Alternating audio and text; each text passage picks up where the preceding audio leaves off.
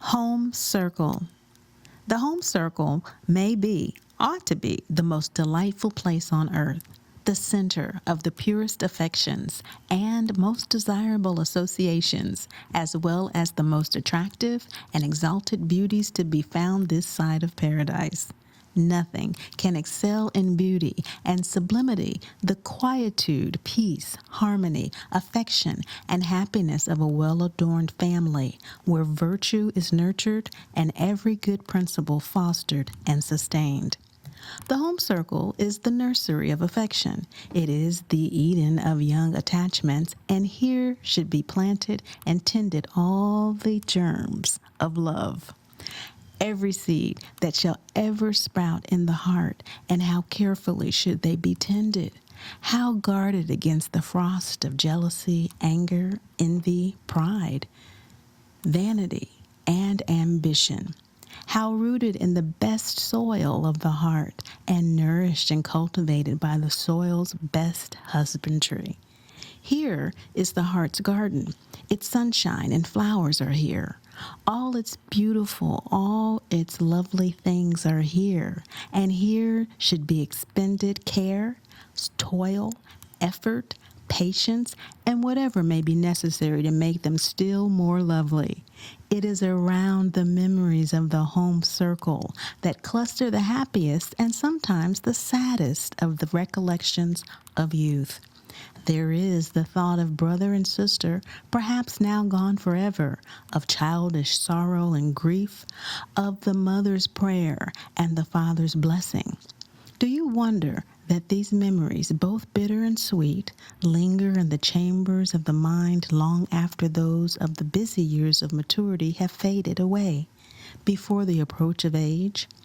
With what assiduity ought all who have arrived at the years of maturity strive to make their homes pleasant, and especially is this true of parents, who that its members, when they go from thence, will carry with them thoughts that through all the weary years that are before them will afford a pleasant retreat for them, when well nigh wearied with the care which comes with increasing years. We cannot honor with too deep a reverence the home affections. We cannot cultivate them with too great a care. We cannot cherish them with too much solicitude. There is the center of our present happiness, the springs of our deepest and strongest tides of joy. When the home affections are duly cultivated, all others follow or grow out of them as a natural consequence. If any would have fervent and noble affections, such as give power and glory to the human heart, such as sanctifying the soul and make it supremely beautiful, such as an angel might covet without shame, let him cultivate all the feelings that originate as from a radiant point in the home circle. The true flower of home requires for its development the aid of every member of the home circle. The tears of sympathy, as well as the sunshine of domestic affection, bring it to its glorious maturity. Oftentimes there are families, the members of which are without doubt dear to each other. If sickness or sudden trouble fall on one, all are afflicted and make haste to help and sympathize and comfort. But in their daily life and ordinary intercourse, there is not only no expression of affection, none of the pleasant and fond behavior that has perhaps little dignity, but with which more than makes up for that in its sweetness. But there is an absolute hardness of language and actions, which is shocking to every sensitive and tender feeling. Between father and mother, brother and sister oftentimes pass rough and hasty words, and sometimes angry words, even more frequently than words of endearment. To judge them, their actions, they do not appear to love each other, nor does it seem to have occurred to them that it is their duty, as it should be, their best pleasure, to do and say all that they possibly can for each other's good and happiness. It is in the home circle where we form many, if not the most, of our habits, both of action and speech. These habits we carry into the world, they cling to us. The vulgarities which we use at home, we shall use abroad. The coarse sayings, the low jest, the vulgar speeches, the grammatical blunders, all the lingual imperfections which go to form a part of our home conversation will enter into our conversation at all times and in all places. The home circle should be held too sacred to be polluted with the vulgarities of languages, which could have originated nowhere but in low and groveling minds. It should be dedicated to love and truth, to all that is tender in feeling and noble and pure in thought, to holiest communion of soul with soul. In order that such a communion may be enjoyed, it is requisite that language should there perform its most sacred office, even the office of transmitting unimpaired the most tender and sacred affections that glow in the human heart. If the dialects of angels could be used on earth, its fittest place would be the home circle. The language of home should be as such as would not stain the purest lips nor fall harshly on the most refined ear. It should abound in words of wisdom, which are at once the glory of youth and the honor of age. The home circle, what tender associations does it recall?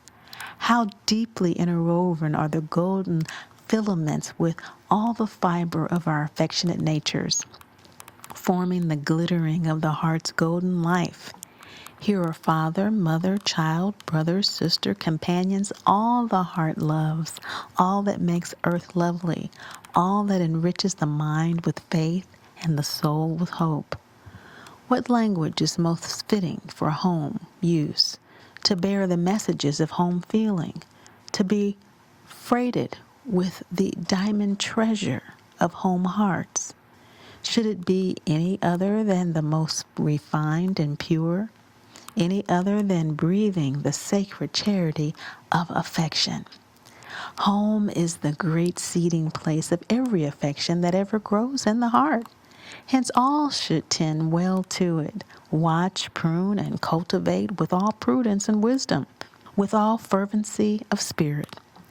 Let the music of the heart swell its notes here in one perpetual anthem of goodwill. Let praise and prayer and fervent good wishes and words and works hallow its sacred shrine. Let offices of love go round like smiles at a feast of joy.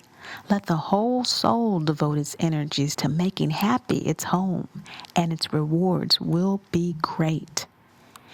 If there be any tie formed in life which ought to be securely guarded from anything which can put it in peril, it is that which unites the members of a family. If there be a spot upon earth from which discord and strife should be banished, it is the fireside. There center the fondest hopes and the most tender affections. The great lever by which the heart is moved is love. It is the basis of all true excellence, of all excellent thought. How pleasing the spectacle of that home circle which is governed by the spirit of love. Each one strives to avoid giving offense and is judiciously considerate of the other's happiness.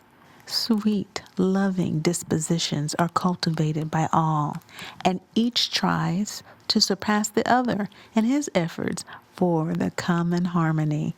Each heart glows with love, and the benediction of heavenly peace seems to abide upon the dwelling with such power that no storm of passion is able to rise. There is no pleasanter sight than that of a family, young folks, who are quick to perform little acts of attention towards their elders, the placing of the big armchair for the mother, or kindly errands done for father, and scores of little deeds show the tender sympathy of gentle, loving hearts. Parents should show their appreciation of these kindly acts. If they do not indicate that they are appreciated, the habit is soon dropped. Little children are imaginative creatures and quickly catch the spirit surrounding them. So if the father shows kindly attention to the mother, bright eyes will see the act and quick minds will make a note of it. By example, much more than by precept can children be taught to speak kindly to each other, to acknowledge favors, to be gentle and unselfish, to be thoughtful and considerate of the comfort of the family. The boys, with inward pride of the father's courteous demeanor, will be chivalrous and helpful to their sisters, and the girls, imitating the mother, will be patient and gentle, even when brothers are noisy and heedless. In the homes where true courtesy prevails, it seems to meet you on the threshold. You feel the kindly welcome on entering. No angry voices are heard upstairs. No sullen children are sent from the room. No peremptory orders are given to cover the delinquencies of housekeeping or servants. A delightful atmosphere pervades the house, unmistakable yet undescribable. Such a house filled with the spirit of love is a home indeed to all who enter within its consecrated walls. Members of the home circle lose nothing by mutual politeness. On the contrary, by maintaining not only its forms, but by inward cultivation of its spirit, they become contributors to the domestic feeling, which is in itself a foretaste of heaven. The good night and the good morning salutation, though they may seem but trifles, have a sweet and softening influence on all its members.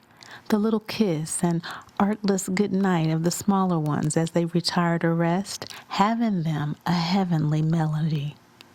Children are the pride and ornament of the family circle. They create sport and amusement and dissipate all sense of loneliness from the household.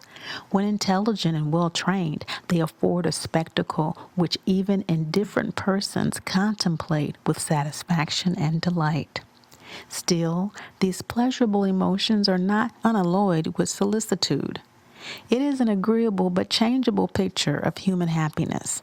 Time, in advancing, carries them forward, and ere long they will feel like exclaiming, with the older and more sad and serious ones around them, that their youth exists only in remembrance. There is probably not an unpolluted man or woman living who does not feel that the sweetest consolations and best rewards of life are found in the loves and delights of home. There are very few who do not feel themselves indebted to the influence that clustered around their cradles for whatever good there may be in their character and condition. The influence proceeding from the home circle is either a blessing or a curse, either for good or for evil. It cannot be neutral. In either case, it is mighty, commencing with our birth, going with us through life, clinging to us in death, and reaching into the eternal world. It is that unitive power which arises out of the manifold relations and associations of domestic life, the specific influence of husband and wife, of parent and child, of brother and sister, of teacher and pupil, united and harmoniously blended, constitute the home influence. From this, we may infer the character of home influence. It is great, silent, irresistible, and permanent. Like the calm, deep stream, it moves on in silence, but overwhelming power. It strikes root deep into the human heart and spreads its branches wide over our whole being. Like the lily that braves the tempest, and the alpine flower that leans its cheek on the bosom of eternal snow. It is exerted amid the wildest scenes of life and breathes a softening spell in our bosom. Even when a heartless world is freezing up the fountains of our sympathy and love, it is governing, restraining, attracting, and traditional. It holds the empire of the heart and rules the life. It restrains the wayward passions of the child and checks the man and his mad career of ruin. But all pictures of earthly happiness are transient in duration. Where can you find an unbroken home circle? The time must soon come, if it has not already, when you must part from those who have surrounded the same parental board, who mingled with you in the gay-hearted joys of childhood and the opening promise of youth. New cares will attend you in new situations, and the relations you form and the business you pursue may call you far from the play place of your youth. In the unseen future, your brothers and sisters may be sundered from you, your lives may be spent apart, and in death you may be divided, and of you it may be said, "They grew in beauty side by side, they filled one home with glee. Their graves are severed far and wide by mount and stream and sea."